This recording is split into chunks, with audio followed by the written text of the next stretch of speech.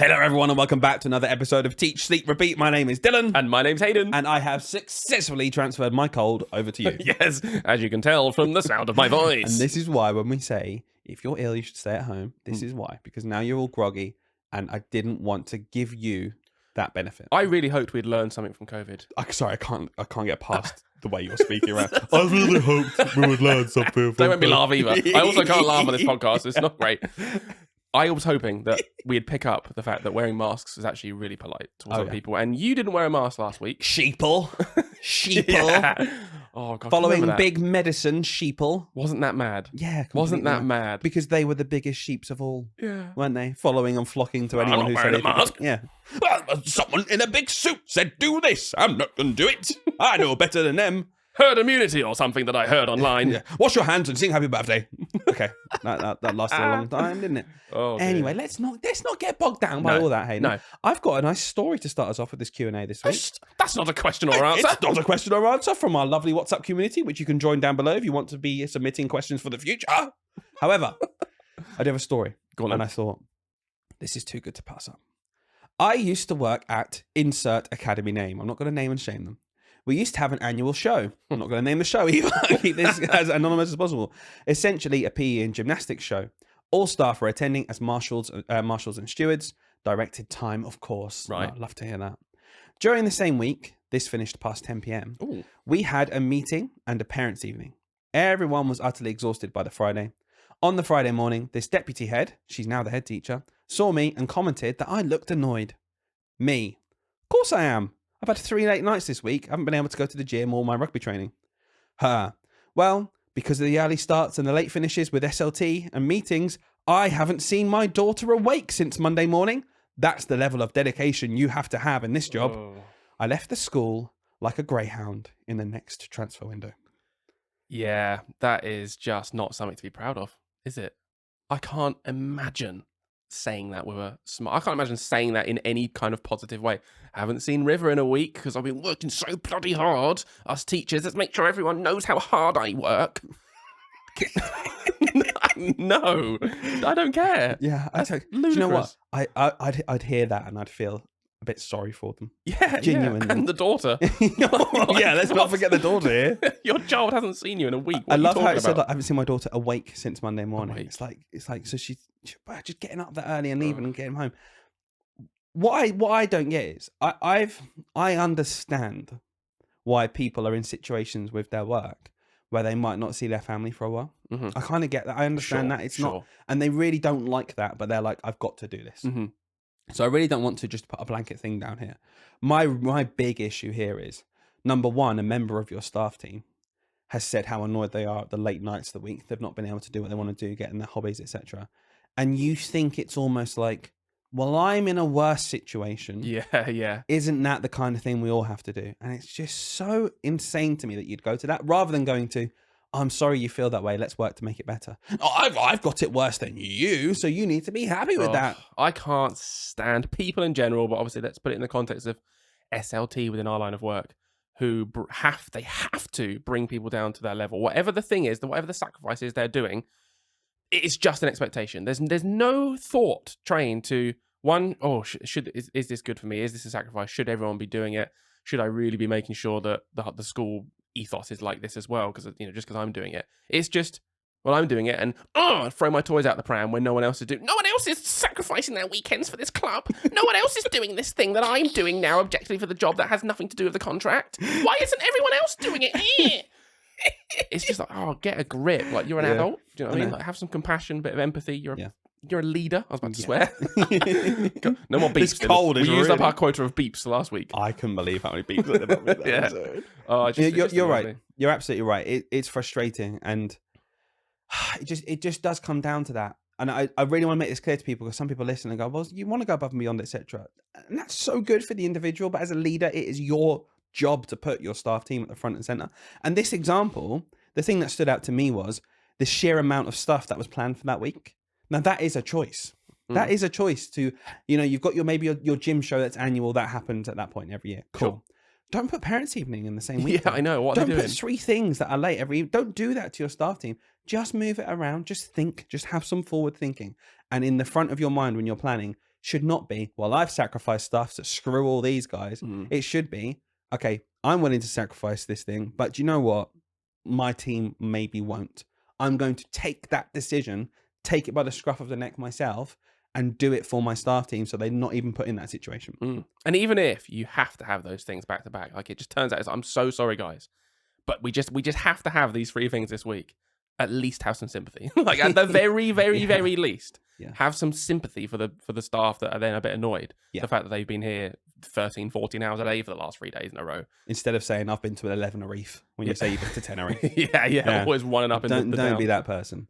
Thanks so much for the story. Get in touch on our Instagram at Teach Sleep Repeat Podcast. Our messages are always open. I will say very quickly, though, one last thing on this one. I left the school like a greyhound at the next transfer window. Let's just celebrate the fact that people are just saying, do you know what? No.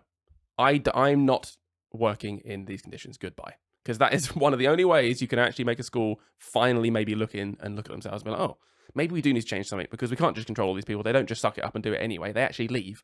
So maybe we've got to do something about it. Definitely. And that's when change happens, isn't it? You're absolutely right. Cool. Right. On to our first question then from our lovely WhatsApp community. Do get involved, guys. It's a really nice group down in the link in the description to this episode.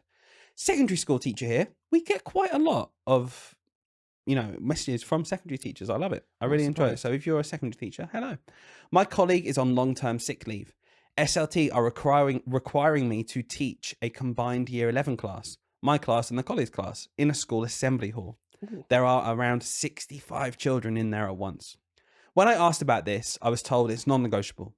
I also requested that a member of SLT would be in the hall to support with behaviour, large group size, to which they refused and said, we're too busy and to get on with it because you're head of department. Is this something I can raise further, as I'm required to teach multiple children at once, obviously getting nowhere near quality teaching in my normal classroom, mark extra books and set cover for my colleagues' other lessons as well? That's a tough one, isn't it? Because I presume the confidence of the SLT saying just get on with it means that surely they've checked and this is within the rules. But it sounds absolutely mental. We've talked about class sizes. You put a post out on Facebook yesterday talking about how class sizes of over 30 are already they're just mental. I think so. And there's a reason private schools have much smaller classes, all this stuff. 65? And they're big kids? Yeah. I don't want to teach one big kid. That's scary. give me a 10-year-old. That is it. That's my limit.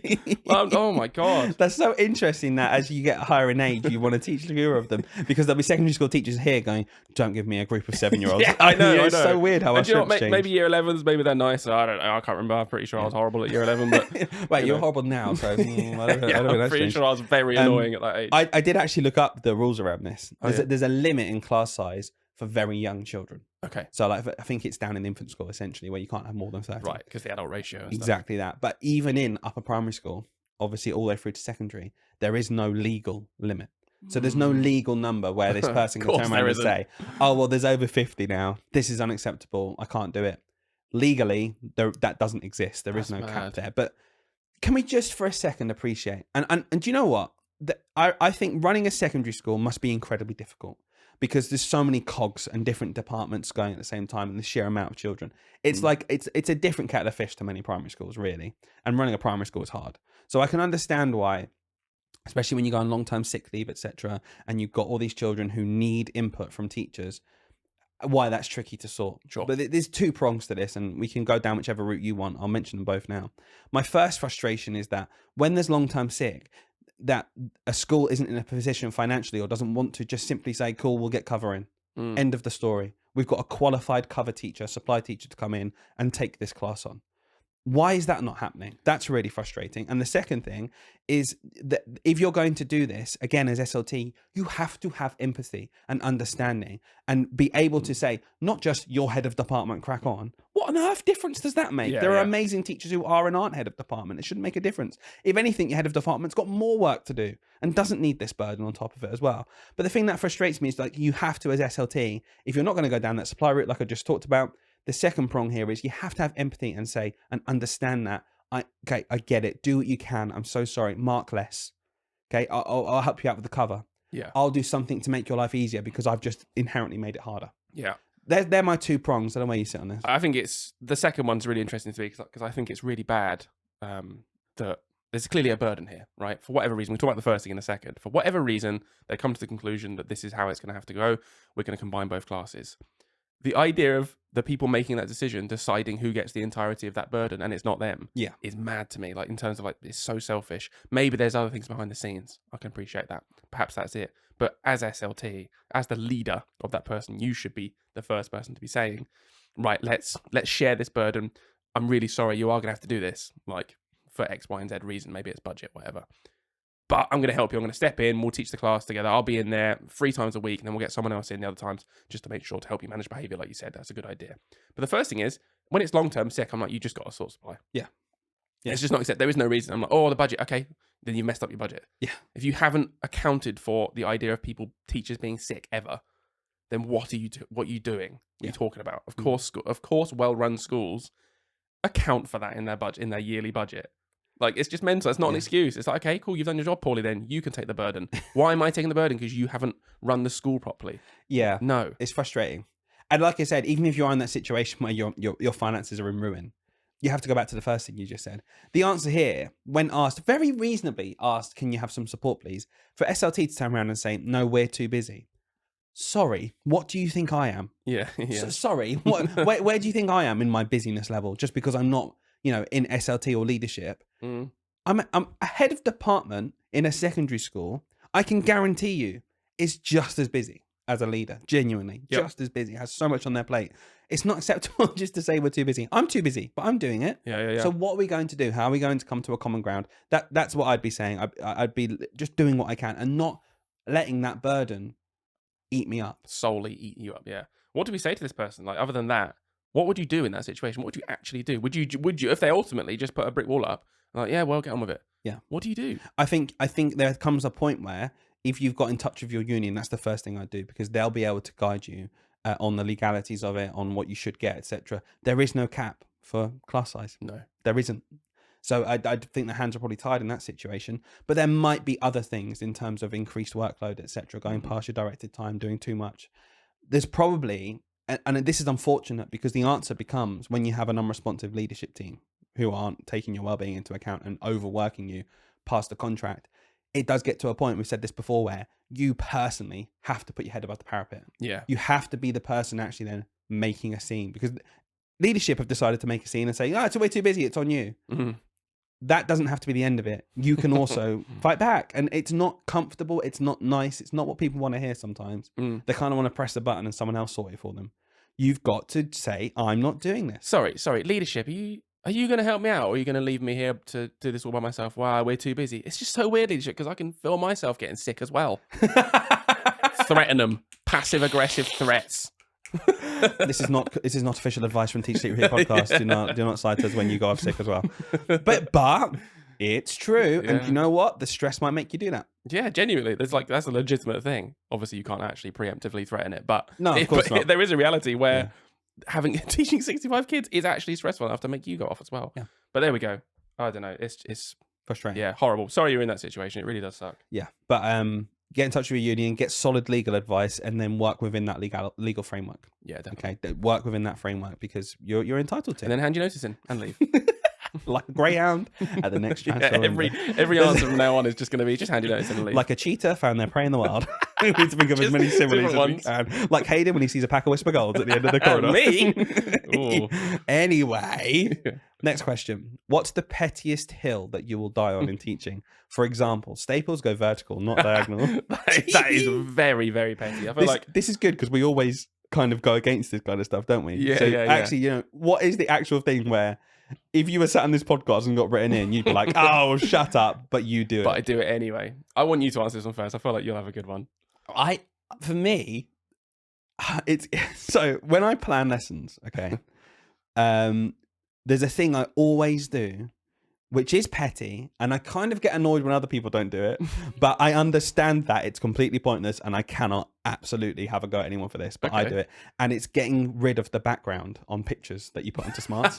So we're making it a transparent background. Do you know when you like copy something in Yeah, and it's yeah. got like the white background and it makes Uh-huh. it into a square, and then you've got a color background, and it just looks so tacky and horrible. Yeah. Right click, set transparent background on that picture. Click the white, get rid of it. It makes it look so much better. I understand that's absolutely nothing for the learning. Yeah, yeah. I understand everything I've ever said. If this was a different person writing in, I'd be like, get over it, mate. But that's my petty hill that I'm dying on. Get rid of your backgrounds on your pictures. Set it as transparent. It looks so much better. Just do it. That's so funny.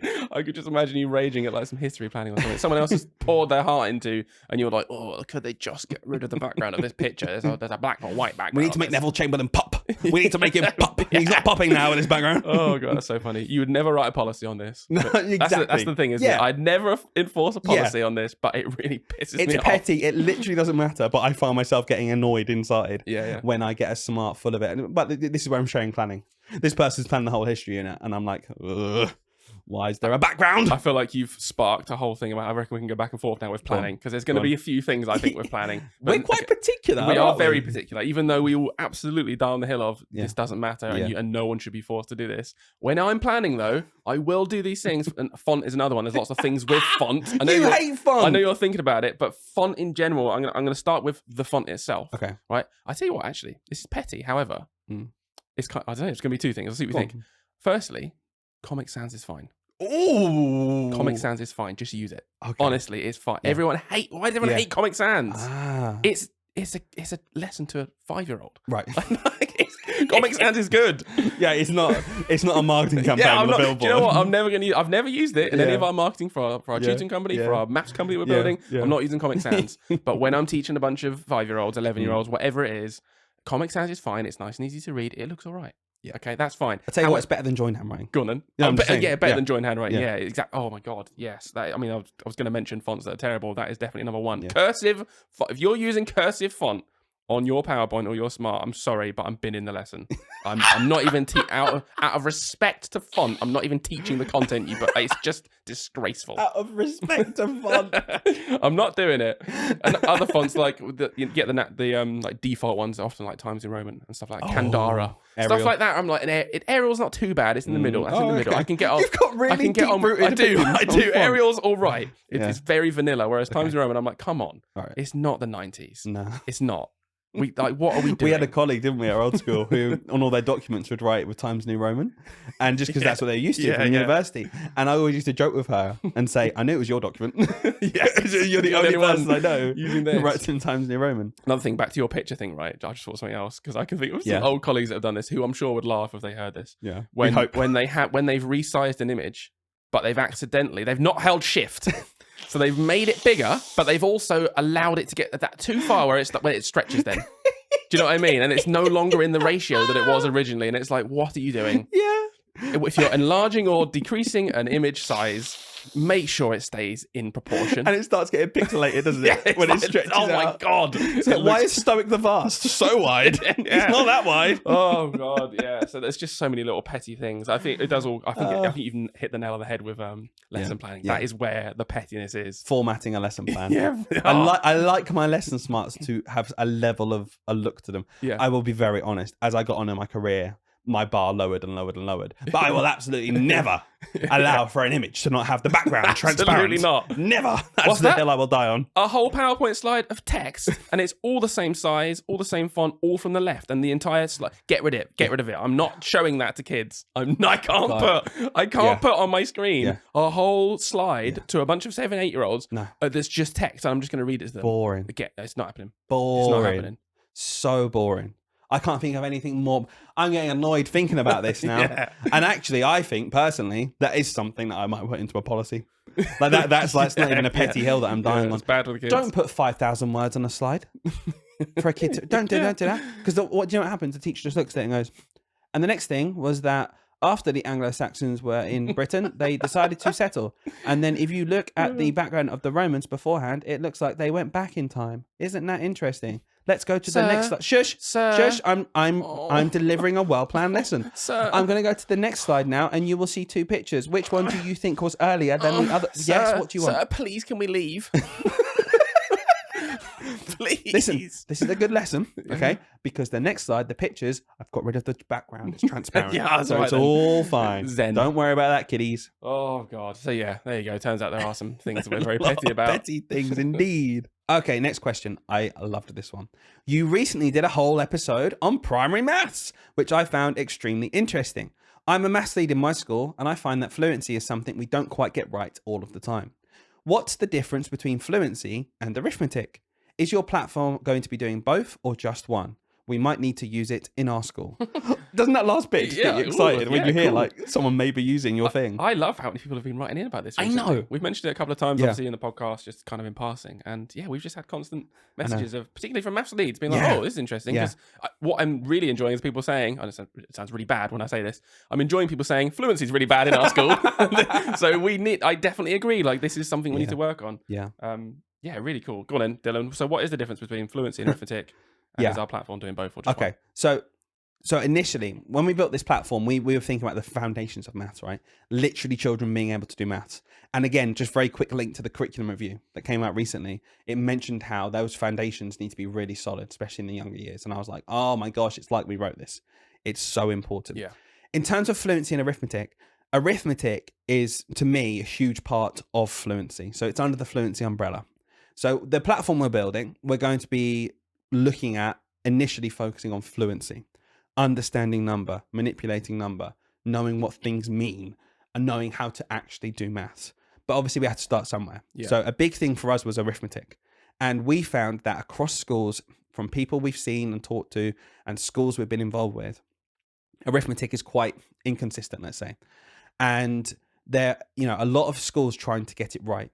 And there wasn't really much out there that makes teachers' lives easier. So a big thing for us in terms of arithmetic, you have to be able to do maths. You have to be able to add two numbers together, subtract two numbers, multiply, divide, times by 10, divide by 1,000, go into decimals, find a fraction of an amount. The literal building blocks of maths, you have to be able to do it.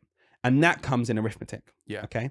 Separate to that are things like naming shape, right? Converting measure maybe even might come into it. Knowing like known facts. There are 100 centimeters in a meter. That's all part of fluency. It's something we'll build into it, but we really focus on arithmetic. And what we want to be able to do is schools come along and we say, guys, we've solved arithmetic for you. We've got cumulative tests that build up across the year that you can do once a week with your class. You get instant feedback on the gaps. You get a teacher dashboard where you can see what your children can and can't do. Each individual child has an algorithm for them which learns what they can and can't do. And they can go off into free play and practice things they need to practice or go over stuff they've done before. It's constant recapping, constant doing maths, and only things they've actually covered with you as the teacher. And it's just the ability to be able to streamline making tests, making worksheets, making things for children to actually have a go at. And it's constantly learning what they can and can't do. It's quality, consistent, do it every day for 10 minutes, have a bit of fluency. Just build it into your timetable and get children better at maths. And this platform, I'm so excited because we're going to help so many children get better. And do you know what they can do alongside this? Our platform will take care of the fluency in arithmetic because then it allows the children to reason and problem solve. The literal point of maths, the reason we do maths, to solve problems, to do tricky things. We can unlock that if on our platform, Mathsu, you can get really, really good at just doing the maths. Then you can come in as the teacher, inspire them, get them doing some hands-on learning, get them reasoning, get them problem solving because they've got that solid foundation. I always think about the amount of gap analysis I do. I think there's loads of levels, right? I do, as a year 6 teacher, we'd be doing our mock sats and things across the year, and I'd be doing a big old gap analysis of that arithmetic and then using that to inform basically the arithmetic that I teach in my starters or whether it's weaved into my main lesson objectives throughout basically the next term. And I do my little intervention groups, all based on these gap analysis that take absolutely forever, by the way. Imagine that, except you've got it on tap all the time. The gap analysis is done for you. You don't have to do it every single time they use the app. It's not only doing a gap analysis for you. Our app itself is also learning where the child is at and then tailoring what they get in free play. Like, to me, I'm just like, I can't believe that this isn't here already. I'm annoyed that I didn't have this for my entire career, which is why we built it. I mean, this is how things start, isn't it? You have experience in the career, you go, oh, this is missing, and then you build it, right? That is what people generally do. Yep. But yeah, I just to be really clear of our roadmap as well, that's where we're starting. And like Dylan said, fluency is a wider term. And once we've built and nailed the arithmetic, we're going to move straight on to other things like mental arithmetic, Yeah. a separate part of the platform where it's like, yeah, these are things you should be learning and able to do in your head. The wider fluency stuff, like you said, perimeter, and but knowing how to do perimeter is still fluency. Right. You can apply it into a problem solving situation, but being able to practice that and terminology, just knowing the names of things. This is all stuff we're going to build in, and it's part of our roadmap. But the start is arithmetic because it's the biggest thing. It's the foundations. It's being able to sit there and manipulate number and actually do it properly. So that's where we're going to start. Yeah, thanks for writing in though. As you can see, we get very passionate about this. With fluency in general, then, whilst we're on this quickly, what do you think is the best way to almost teach this? Because I'm very ardent that I think there should be separate given time for the foundational, fundamental parts of maths, whether that's arithmetic or recapping fluency or just getting ideas in all the time. I think that's something you should do often. Yeah. Not necessarily for an hour. You don't want to do an hour of rote learn. That's ridiculous. You don't want to do column addition for an hour straight. That's crazy. But 10 minutes a day of targeted practice of arithmetic, of what you can and can't do, or what you want to recap, or what you want to practice with the teacher, or make a group on our platform and then send them off with a teaching assistant and they can work through that. Do you think there's something to be said, or actually, do you know what? Just build in timetable time to become fluent. That's maybe even separate to your main lesson. 100%. I think I would say daily. I actually think it's essential. I think what this curriculum review has done nicely is remind us how important fluency is. I feel like it's slowly slipped away, and it was like reasoning problem solving is so important. It's the only thing we think about anymore. It is really important, but you literally can't do it unless you're building on quality foundations. I've been thinking about exactly that because it's the line I say all the time. You need to be fluent to reason and problem solve. And in general, it's true. But I do think, what our platform's not going to do is, replace the teacher. Yeah. The point is it unlocks it for the teacher. So I think you can reason at any point whilst you're becoming fluent, when you are fluent, when you're problem solving. I think reasoning comes at all points because you can, even if you're getting stuff wrong, you can reason as to why, maybe what happened, etc. So I think reasoning can happen at any point and should happen at all points. I don't think it's like, here's our platform, don't reason and problem solve until after. At all points as a teacher, you know what to do in terms of reasoning. Yeah. And even problem solving to a degree, you have to be really specific. You can't solve problems that require you to do the maths you're not fluent in. That's what I would say, because I think there are some problems out there, trial and improvement. You might, or more common in terms of what I'm trying to get to here is like triangle possibilities. Yeah. You don't need to be fluent in a column addition to be able to trial possibilities. You've got ice cream flavors of strawberry, mint, vanilla. How many different combinations of two can you make? You don't have to be fluent in anything really, just other than a problem solving technique of trying all of the different ways of doing it and seeing if you can get an exhaustive list. So again, I do think problem solving and reasoning can happen all of the time, and it's really important to do that. And I think the review nods to that as well. It says that's what maths should be. But we cannot get away from the fact that fundamentally you have to be able to do the maths. And there's nothing, I think, below that in terms of foundation wise. So if our platform can make these foundations so solid, the quality teachers can come in my metaphor, they're quality builders. They come in and they plan what they're going to build on top of these foundations. They make sure it's an amazing house that's bespoke to each child. Our platform helps you to do that. And I can't wait to roll it out. Yeah, particularly when their workload is reduced when it comes to the arithmetic side of things anyway, like from everything I said about gap analysis and the free play doing its thing. Yeah, Can you imagine if we created a platform that increases workload after everything we've been saying? No, it's at the forefront of our mind. Yeah. Reduce that workload. Right, come on, Dylan, let's move on to another question. So I'm going to read one this time. If you were stuck on a desert island, what 3 things would you take? Ooh. Can't take family in brackets. Well, they hadn't come straight to mind. I knew you were going to say that. Won't get them anyway. They weren't even in my top 3. Rory sat there up 9th on the list. Like, Daddy. No, because why would I take him to a desert island? Stay at home with your mum. Yeah. Stay at home. Yeah. No problem. I'm taking your mum then. Good luck, son. You'll be all right, mate. Go on then. What 3 things would you take? Okay, currently, my Kindle. I'm glued to my Kindle currently. I am absolutely loving it. I'm getting into reading. I'm trying to relax at night time. I think in the wilderness with all the wild animals after me, I think just that downtime in the evening would be really nice. good. That'd be good for 3 days. What's next? Run out of battery. What's next, Einstein? Good thought. Sorry, Mr. Doesn't Read. I've been reading all about my history and my non-fiction. I've started reading Frankenstein by Shelley, the That's author. popular right now, isn't it? I don't know why it's like in my subconscious to read it. I've seen a lot of it. Maybe there's a new show coming out. There's a bunch of films and stuff as well right now. Yeah, I'm hooked. Really? I'm actually hooked. Yeah, I found. What's going to happen? Yeah.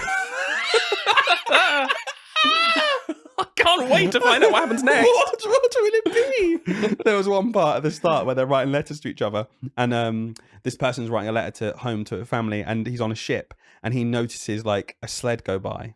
And he writes it, and he's like, "It looks like some kind of large humanoid figure in the sled." And I was like, "Well, I know that is." Spoiler alert! That's Frankenstein's monster. Oh, the book's spoiling the book for me. So I take my Kindle. Yeah, Kindle. What else would I take? I would probably take. It's hard when there's like no electronics, isn't there? Yeah. I suppose I take my Uno deck and play against myself. I'd like deal 2 hands out. I'd stand up and go to the other side, and I play Uno. You not really thought this through, have you? No. And the last thing I take is certainly my chessboard to do the same thing. When I'm bored of Uno, You can play when your I'm Kindle. bored of playing myself at Uno and doing the old +4 when I knew it was going to happen, but just saving that to the end, I'll go to my chessboard. When I'm bored, I'll go back to reading Frankenstein where I would know the ending. Yeah. What about you? You would be rubbish. You'd be bored in no time. I think I'd be the opposite of bored, Hayden. I don't know. I've put all 3 of my things into entertainment. To be fair, if you were going on rankings on the island, you would be #1 grandmaster at chess. There you go, exactly that. #1 at Uno. You can give yourself that title. The best and the first person on the island to read Frankenstein. Wow, you really didn't think this through. You didn't think of the parameters. I'd take my house. my house would be #1. Does that count as one thing, does it? I think so. I don't see anything in brackets saying can't take your house. It says can't take your family. Well, I can take what they live in, You're can't stuck I? on this island. I'll take society. I'll take community. And I'll take warmth. Oh God, what do you actually take? Because what is sad about this is it makes you realise how we absolutely just revolve around electronics now. Yeah, is that sad? I don't know. It's not sad Is that necessarily, sad? but I'm like, Oh, God. back in the old days, didn't have electronic. Yeah, I don't want to live then. Yeah, it's true. It's worse. But if you Why ask this glamorising person it? someone 200 years ago, they'd be like, "Oh, great. Yeah, I'll what would just they take my take? 3." I don't know. What would they take? What would they take? Their moustache. Their Take black and white camera. My comb. I gotta look mighty And my fine. Daily Telegraph. Yeah. That shall read for the next week. God, I don't know. It'd have to be a book, wouldn't it? Because a Kindle ultimately would run out at the end of the day. They have a very long battery life, I hope. But like, we're starting over years. Well, I'm hoping I get saved after a short amount of time. Yeah. Is this forever? Maybe a Rubik's Cube. You can't. Because that is look.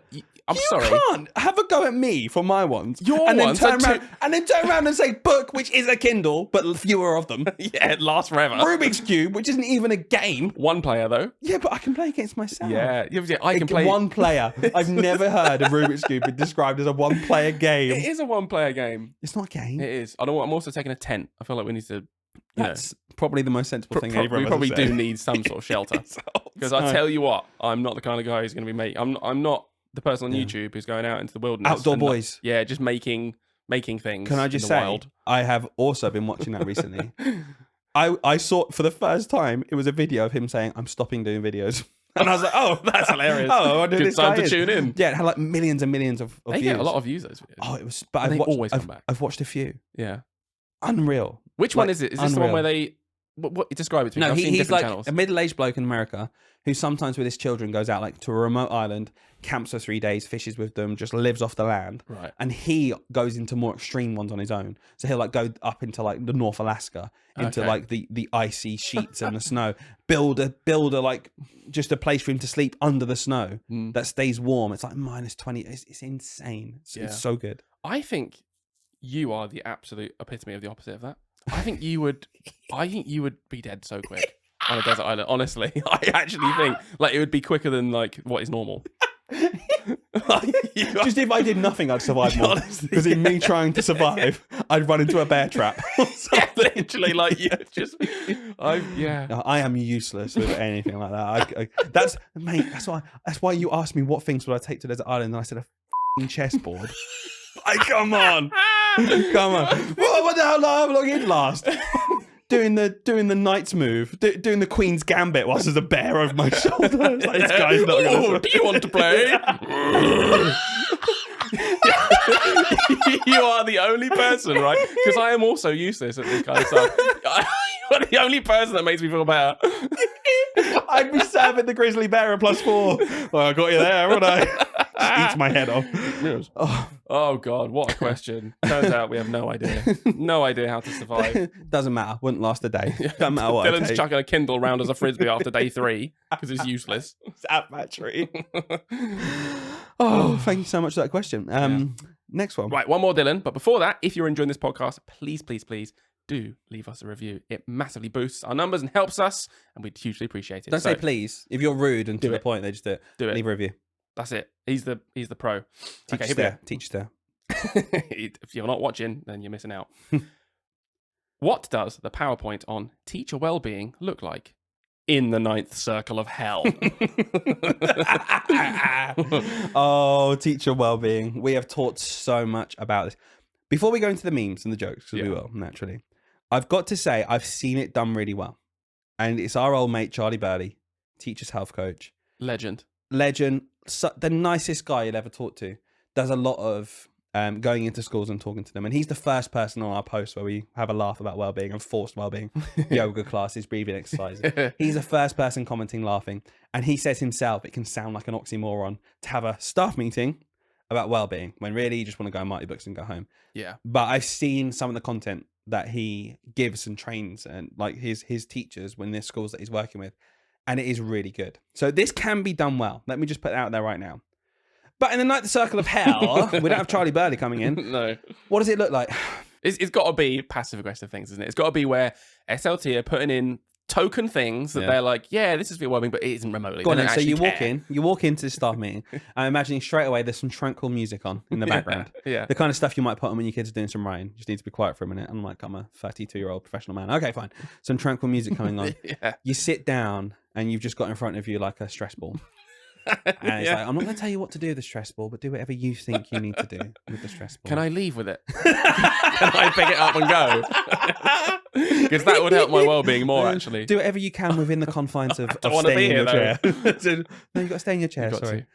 I vividly remember these things. And they're good. They're good. They have their place. Please don't think I'm saying they're awful. Yeah. I just didn't want to do it. Yeah, if you pick it up and choose it at home yourself. Yeah, I know. It's when like you used to sit there and, you know, they were like, trace your finger along your thumb and breathe in as you go up and out as you go down.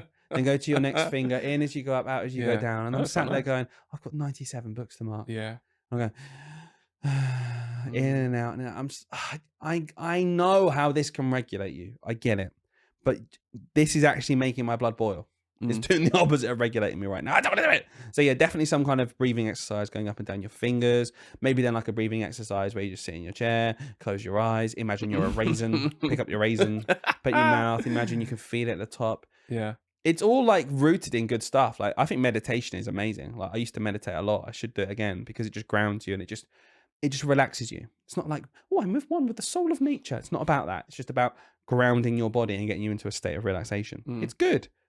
Just don't want to do it. Because well-being to me, for teachers, it is quite a simple formula, isn't it really? It's so rooted in workload. It's basically just, if you want to actually improve someone's well-being, it's just whatever the thing is that you're doing and put in place, it just needs to reduce their workload. That's how their well-being can get better. So when something comes in, like the classic, like the yoga class, like anything where it's been scheduled in your timetable, regardless of how nice that thing is, it's like, this isn't reducing my workload. It's just not. This isn't the well-being policy that I'd hoped for. Well-being to me, I want a day off. Like, give me a Christmas shopping day off. That will help my well-being. We're all gonna have to come in on Saturday morning because we're doing a Christmas well-being meditation workshop. Like, no. We're gonna make a wreath. Like, okay, good. That's great, but I don't want to do it. Yeah, my favorite ones are the really passive ones where it's like you're barely even disguising this now. Of like right. So SLT have thought, we're going to do a new policy for something that does actually increase workload. We need to mask it somehow so people don't think it is, even though everyone can see through it. So we're going to like tag on something nice to it as well. So it's, right. The kids are going to come in 10 minutes earlier now than they ever have done before. They're not going to play anymore. What we want you to do, because we don't want to increase your workload. We don't give you any planning to do. They're going to come in. They're just going to sit in the classroom and they're going to do a 10-minute meditation PowerPoint that we've prepared and we're going to give to you. And all you have to do is be there and do it. And it's going to be good for your well-being because we haven't asked you to do anything extra. Some other schools down the road get their kids in at this time and they have to do early morning maths. Yeah. And we just want to do some meditation with the children. We think it's good. Previously, they were just outside playing and you had 10 more minutes extra just to prep. Stuff like that. I'm always like, oh, it's so hard to fight back against because it sounds nice, but ultimately I just have to be in the room now for 10 more minutes and I have 10 minutes less to myself to prep. Yeah. So it's not good. Don't you find it? I find it so funny in them situations where it'll be justified of an increase. Like, well, it's just 10 minutes. It's Yeah. just 10 minutes. And then if a kid's 2 minutes late a day, they get a letter home. 2 minutes a day adds up to 7,000 hours a year. And they're going to not have a job when they're older. And they're going to have and more. They're going to have £10,000 less a year. Yeah. That's really interesting, isn't it? How your unit of understanding how important small amounts of time are is very, very different when it comes to eking more work out of your staff than it is to your children being in the classroom. That's very strange, isn't it?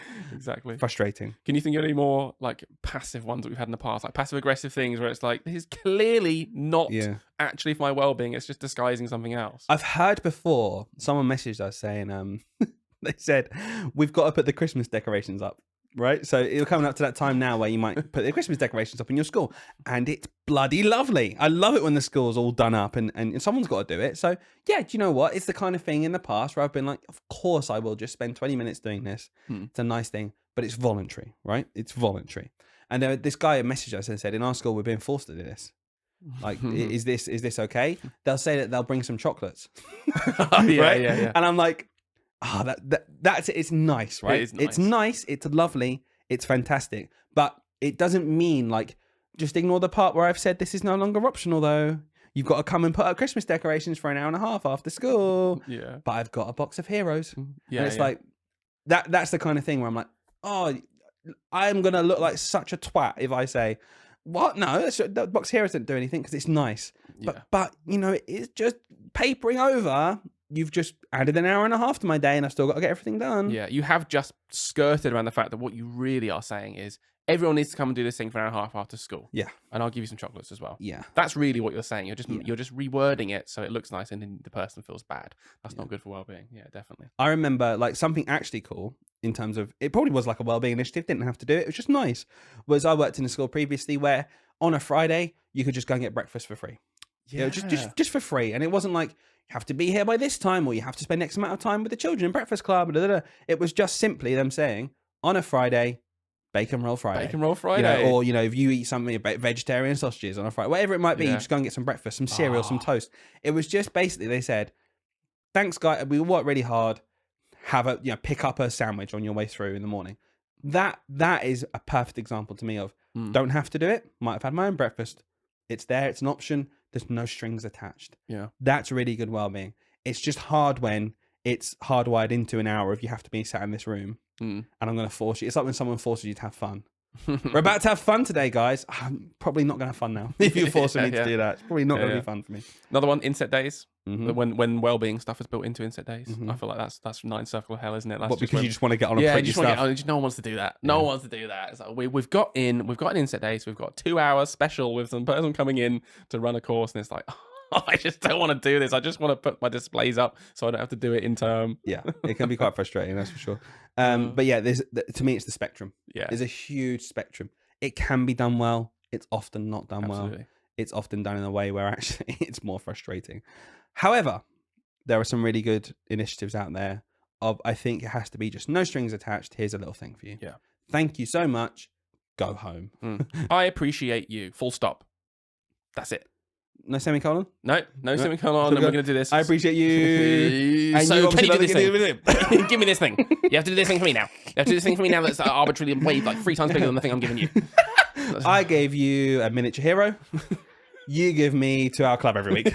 Yeah. Had a good trade-off well-being, baby. Yeah. No, it doesn't go well like that. Oh, dear. Right, Hayden, thank you so much. I enjoyed that as always. You're welcome. Let's round out there. Anything to say before we finish? Yeah, if you could please just stop asking me this question at the end when I never have anything to say. That would be fantastic. And see you next week. Shut up.